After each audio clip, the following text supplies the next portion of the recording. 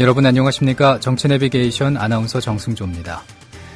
국정원의 대선 개입 사건 수사를 이끌다 혼의 아들 논란으로 사퇴한 최동욱 전 검찰총장을 둘러싼 여러 사건의 수사가 일단락됐죠. 청와대가 최 전 총장을 찍어내기 위해 벌인 조직적 불법 뒷조사 의혹에 대해선 검찰은 정당한 감찰 활동이라며 무혐의 처분했습니다. 조선일보가 권력 주변에서 정보를 전달받아 혼의 아들 문제를 보도했다는 의혹도 불기소 처리했는데요. 대신 검찰은 최 모 군이 최 전 총장의 혼의 아들이 맞다고 사실상 확인했고 최 군의 어머니는 변호사법 위반 혐의로 불구속 기소, 최 군 계좌에 돈을 보낸 최 전 총장의 고교 동창은 횡령 혐의로 구속 기소했습니다.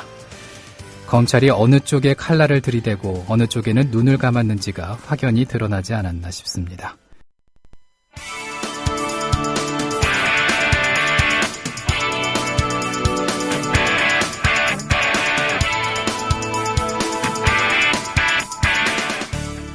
현장성과 깊이가 다른 정치 해설. 지금 여러분께서는 정치 내비게이션을 듣고 계십니다. 진행의 정승조 아나운서입니다.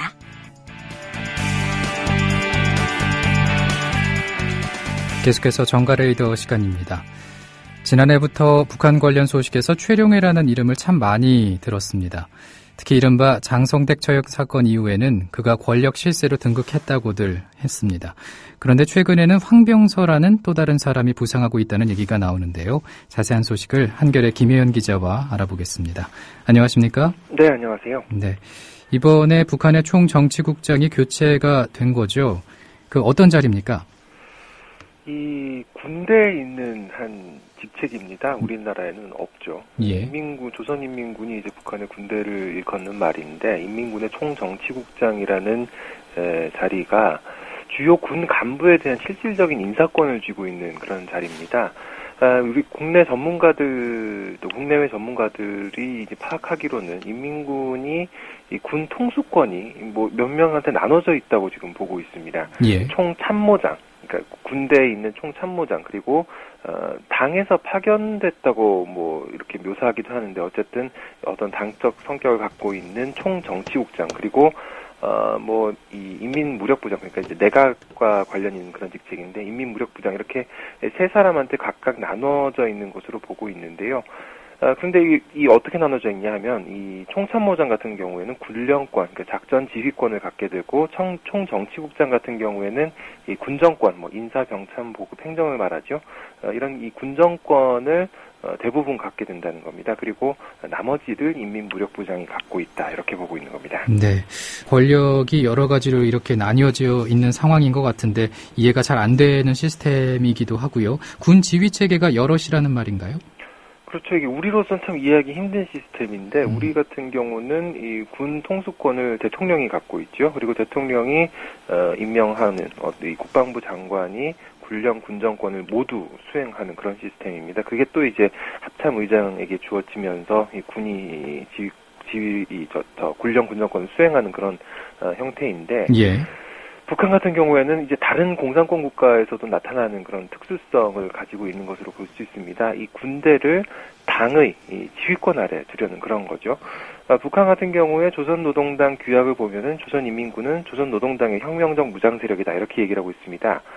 국가의 군대나 이 국민의 또는 인민의 군대라기보다는 이 당의 군대라고 먼저 성격을 규정하고 있는 거죠. 예. 그렇기 때문에 이 당이 지향하는 가치를 군에서 실현하는 어떤 역할이 필요하고, 이걸 뭐 군에 대한 당적 지도다, 뭐 이렇게 표현하기도 하는데, 어쨌든 이런 뭐 정치 사업이라고도 하는데, 어쨌든 이런 이 모든 정치 사상 사업의 최고 책임자가 총정치국장인 겁니다. 이제 총정치국장이 이번에 최룡해라는 인물에서 황병서라는 인물로 교체가 된 건데, 그 상징성이 작지 않은 것도 좀 사실입니다. 네. 그런 자리에 있었던 인물을 교체한 것은 혹시 숙청이 아닌가라는 생각도 하게 되는 게 사실인데요. 그렇죠. 이 작년 말에 있었던 이 장성택 전 당 행정부장의 숙청 이후에 우리 사회가 참 이 북한에서 누가 없어졌다 하면 이제 뭐 숙청 아니냐, 뭐 이렇게 보게 되지 않을까 하는 그런 생각도 듭니다. 예. 당장의 북한 쪽에서는 아무런 언급이 없습니다. 이 뭐 어떤 취지라는 설명은 없는데, 우리 정부 당국에서는 일단 숙청 가능성은 낮다고 보고 있습니다. 사실 숙청이라는 게 뭐 바로 처형으로 이어지기도 하지만 뭐 이 철직, 파면 이렇게 직책을 아예 없애버리는 그런 경우도 있는데 우리 정부 통일부 대변인이 브리핑에서 이런 얘기를 했습니다. 숙청이 됐던 인물들, 최근에 숙청이 됐던 리용호나 장성택 같은 경우에는 정치국 확대회의 결과를 발표하면서 직위에서 해임됐다는 발표가 있었는데 최룡해 같은 경우에는 해임과 관련된 보도가 일절 없고 그렇기 때문에 숙청됐을 가능성이 낮다. 뭐 이런 얘기를 하고 있습니다. 또 한편으로는 뭐 황병서라는 뭐 이번에 새로 등극한 인물도 그렇고 최룡해라는 전직자도 그렇고 둘 다 군 출신이 아니라 당 관료 출신으로 알려지고 있습니다. 그렇기 때문에 뭐 조직 간의 알력으로 보기도 좀 힘든 상황이고 또 한편으로는 최룡해가 이 숙청이 되지 않았다고 볼 수 있는 근거도 또 한 가지 근거가 되는데 지난달 4월 9일에 열렸던 최고인민회의에서 최룡해 전 국장이 이 국방위원회 부위원장으로 일종의 어떤 이 승진 조치를 받았던 것도 숙청 가능성은 좀 없지 않느냐 뭐 이렇게 보게 하는 그런 근거가 되고 있습니다. 네. 아무튼 지난달 4월 9일에 승진을 시켜놓고 한 달도 되지 않아서 바로 숙청시키지는 않았을 거란 얘기군요. 그렇죠. 뭐 실제로도 이달 초, 그러니까 조금 5월 3일치 노동신문에 어떤 사진이 게재가 됐는데 김일성, 김정일 동상 제막식 관련 보도였습니다. 김정은 당 제1비서의 왼쪽에 황병서 그리고 오른쪽에 김기남 그리고 김기남 바로 옆에 최룡해가 이렇게 앉아 있는 그런 모습이었는데 또 이 동상 제막식 이후에 개최된 축구 경기에서 이 최룡해가 김정은 바로 옆에 앉아서 나란히 경기를 보는 그런 모습도 있었습니다. 결국 이 권력에서 아주 벗어난 건 아닌 것 같다는 분석이 나오는 배경입니다. 그렇다면은 왜 교체를 했을까요? 좀 궁금한데 몇 가지 살펴봐야 될 게 있을 것 같습니다. 최근에 군의 정치기관과 관련해서 한 사건이랄지 뭐가 좀 있었습니다. 김정은 제1비서가 4월 26일, 4월 말에 이 포병부대 포사격 훈련을 지도를 하러 갑니다. 참관하고 거기에 대해서 한마디 하고 뭐 이런 거죠. 그때 이제 근데 이 싸움 준비가 잘 되지 않았다라면서 이 부대를 굉장히 호되게 질책을 합니다. 김정은 이 노동신문에 보도된 내용들인데 오늘 진행한 포사격 훈련이 잘 되지 않은 것은 훈련에서의 형식주의가 낳은 결과다. 이 지휘관들의 마음이 전쟁터를 떠나 있는 것 같다. 원인은 당의 정치 사업, 군인들과의 사업을 잘 하지 못한 데 있다라고 지적을 했습니다. 결국 이 당 정치 사업이 잘 되지 않아서 이 부대가 기강이 해이해졌고 제대로 훈련이 안 됐다. 뭐 이런 얘기인데 당 정치 일꾼들이 제 역할을 못했다. 이렇게 호되게 야단친 걸로 볼 수 있겠죠. 근데 아까 이 당의 정치 일꾼의 총 책임자가 총정치국장이라고 얘기하지 않았습니까? 그렇죠. 그렇기 때문에 이제 이 책임론이 좀 불거질 수 있는 상황 아니냐 뭐 이렇게 보는 건데 그것뿐만이 아닙니다. 바로 그 훈련 지도 이튿날인 4월 27일에 김정은 제1비서의 지도 아래 조선노동당 중앙군사위 확대회의가 열렸습니다. 이 회의에서 이 인민군대를 당과 수령, 조국과 인민에게 끝없는 충직한 혁명 강군으로 더욱 강화 발전시키는 데서 나서는 문제들이 토의됐다. 그러니까 군대를 좀 더 강화하는 데 대한 문제들이 토의됐는데 여기서 조직 문제가 취급됐다는 북한 언론들의 보도가 있었습니다. 여기서도 인민군대 정치기관들의 기능과 역할을 더욱 높여야 한다. 인민군대 정치기관들은 당의 의도에 맞게 군사사업이 성과적으로 진행되도록 열심히 해야 된다. 이런 얘기를 합니다. 결국 최고 권력자가 언론에 보도될 만큼 이 공개적으로 한 얘기였기 때문에 굉장히 큰 무게가 실리는 건데 잇따라서 정치 사업이 제대로 되지 않고 있다. 정치 사업을 제대로 해야 된다. 이런 얘기를 강조한 거죠. 아무튼 최룡해 총정치국장이 역할을 잘 못해서 해임이 됐다. 이렇게 볼 수가 있는 걸까요? 두 가지로 봐야겠죠. 하나는 방금 말씀하셨다시피 잘 못했거나 아니면 잘 할 수 없는 상황이거나 이렇게 두 가지로 나눠볼 수 있을 텐데 만약에 잘 못해서 제거됐다면은 아예 제거가 되겠죠. 그런데 이제 아까 말씀드렸다시피 여전히 권력자 근처에 아주 측근은 아니더라도 근처에 남아있다는 면에서 글쎄요, 그 가능성을 좀 낮게 봐야 되지 않느냐 이런 관측이 나오고 있습니다. 그렇다면은 잘 할 수 없는 상황이 있는 것 아니겠느냐 이렇게 유추하는 그런 전문가들도 있는데 여기서 주목되는 부분이 이제 최룡해 전 총정치국장의 건강 문제입니다. 현재 당뇨병을 앓고 있는 것으로 전해지고 있고요. 지난 3월 6일이었죠. 조선중앙TV가 이 기록 영화를 내놨는데 당시 이 최룡해 전 국장이 오른쪽 다리를 심하게 저는 그런 절고 있는 모습을 보여줬습니다.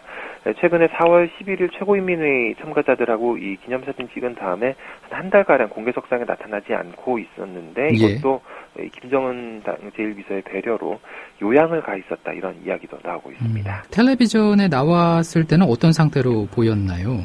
예, 뭐 아까 축구 경기 관람했다는 말씀드렸는데 5월 3일에 나왔을 때는 보면은 뭐 웃는 얼굴로 굉장히 박수를 치는 그런 모습이었습니다.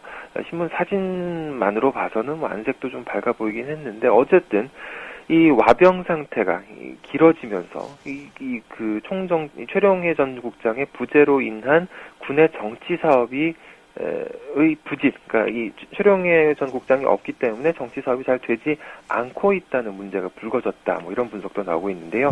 결국 김정은 체제로서는 총정치국장을 공석으로 비울 수 없기 때문에 후임자를 찾은 것 아니겠느냐 이런 이야기입니다.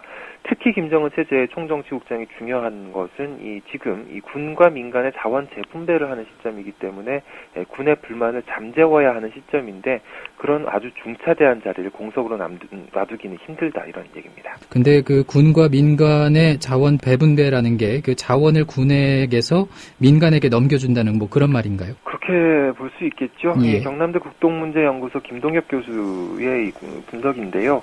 북한이 김일성 주석 시절부터 각종 자원이 군에 우선 분배됐습니다. 그리고 김정일 국방위원장 시절에는 뭐 선군 정치라고 하면서 그게 뭐 강화됐다고도 볼 수 있는데 김정은 체제에서는 지금 핵 경제 병진 노선을 지금 표방하고 있죠. 이게 이제 군대에는 핵을 줄 테니 나머지 자원은 민간으로 돌리겠다는 어떤 그런 신호였다는 겁니다. 결과적으로 이 당이 앞장서서 군의 몫을 민간으로 돌리는 그런 사업을 주도해야 되는데 그러려면은 당이 군의 불만을 달래줘야 되고 그러기 위해서는 또 이 당이 군을 상대로 하는 정치 사업이 아주 중요하다는 거죠. 그렇기 때문에 그 자리를 공석으로 둘 수 없고 그래서 최룡해 국장에서 황병서 국장으로 권력 이동이 있었던 것 아니냐 이런 관측입니다. 그렇다라고 한다면 황병서라는 인물이 등극한 것은 무슨 이유로 봐야 할까요?